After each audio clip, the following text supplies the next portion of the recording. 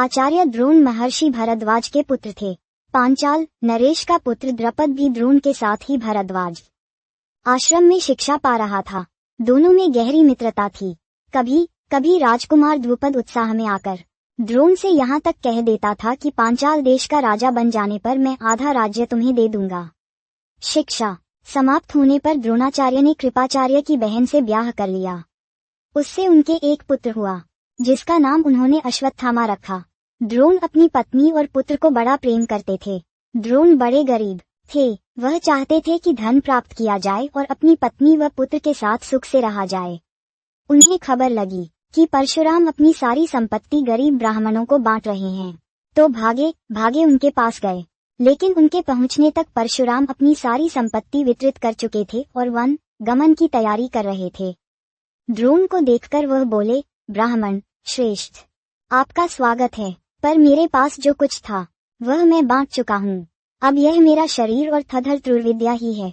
बताएं, मैं आपके लिए क्या करूँ? उद्धरण चिन्ह। तब द्रोण ने उनसे सारे अस्त्रों के प्रयोग तथा रहस्य सिखाने की प्रार्थना की। परशुराम ने ये प्रार्थना स्वीकार कर ली और द्रोण को धनुर्विद्या की पूरी शिक्षा दे दी। कुछ समय बाद राजकुमार द्रुपद के पिता का देहावसान हो गया और द्रुपद राजगद्दी पर बैठा। द्रोणाचार्य को जब द्रुपद के पांचाल देश की राजगद्दी पर बैठने की खबर लगी तो ये सुनकर वह बड़े प्रसन्न हुए और राजा द्रुपद से मिलने पांचाल देश को चल पड़े।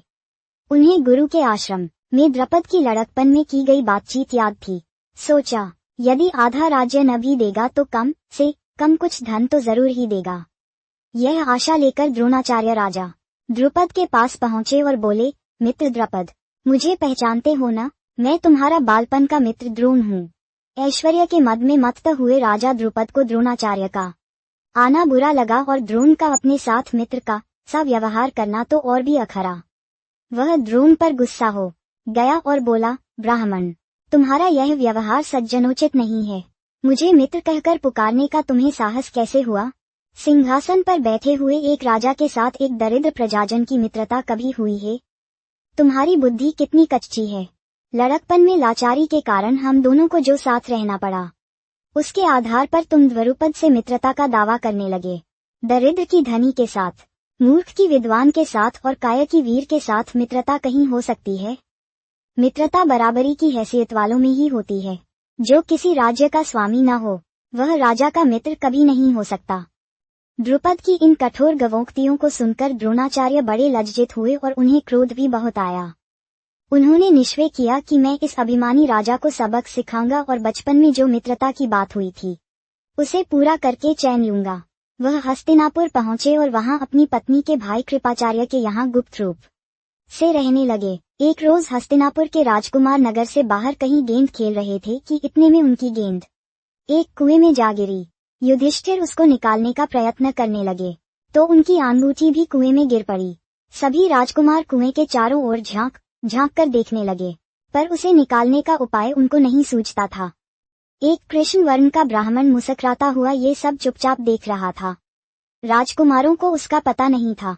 राजकुमारों को अचरज में डालता हुआ वह बोला, राजकुमारों, बोलो, मैं गेंद निकाल दूं तो तुम मुझे क्या दोगे? ब्राह्मण श्रेष्ठ, आप गेंद निकाल देंगे तो कृपाचार्य के घर आपकी बढ़िया दावत करेंगे, युधिष्ठिर ने हंसते हुए कहा। तब द्रोणाचार्य ने पास में पड़ी हुई सीख उठा ली और उसे पानी में फेंका। सीख गेंद को ऐसे जाकर लगी जैसे तीर और फिर इस तरह लगातार कई सींकें वे कुएं में डालते गए। सींकें एक दूसरे के सिरे से चिपकती गईं। जब आखिरी सींक का सिरा कुएं के बाहर तक पहुंच गया तो द्रोणाचार्य ने उसे पकड़कर खींच लिया और गेंद निकल आई। सब राजकुमार आश्चर्य से ये करतब देख रहे थे। उन्होंने ब्राह्मण से विनती की कि युधिष्ठिर की अंगूठी भी निकाल दीजिए। द्रोण ने तुरंत धनुष चढ़ाया और कुएं में तीर मारा। पल भर में बाण अंगूठी को अपनी नोक में लिए हुए ऊपर आ गया। द्रोणाचार्य ने अंगूठी युधिष्ठिर को दे दी। ये चमत्कार देखकर राजकुमारों को और भी ज्यादा अचरज हुआ। उन्होंने द्रोण के आगे आदर पूर्वक सिर नवाया और हाथ जोड़कर पूछा, महाराज, हमारा प्रणाम स्वीकार कीजिए और हमें अपना परिचय दीजिए कि आप कौन हैं? हम आपकी क्या सेवा कर सकते हैं? हमें आज्ञा दीजिए। द्रोण ने कहा, राजकुमारों, ये सारी घटना सुनाकर पितामह भीष्म से ही मेरा परिचय प्राप्त कर लेना। राजकुमारों ने जाकर पितामह भीष्म को सारी बात सुनाई तो भीष्म ताड़ गए कि हो न हो वे सुप्रसिद्ध आचार्य द्रोण ही होंगे। ये सोचकर उन्होंने निश्चय कर लिया कि अब से राजकुमारों की अस्त्र शिक्षा द्रोणाचार्य के ही हाथों पूरी कराई जाए। बड़े सम्मान से उन्होंने द्रोण का स्वागत किया और राजकुमारों को आदेश दिया कि वे गुरु द्रोण से ही धनुर्विद्या सीखा करें। कुछ समय बाद जब राजकुमारों की शिक्षा पूरी हो गई तो द्रोणाचार्य ने उनसे गुरु क्षिणा के रूप में पांचाल राज द्रुपद को कैद कर लाने के लिए कहा। उनकी आज्ञानुसार पहले दुर्योधन और कर्ण ने द्रुपद के राज्य पर धावा बोल दिया, पर पराक्रमी द्रुपद के आगे वे न ठहर सके, हारकर वापस आ गए। तब द्रोण ने अर्जुन को भेजा।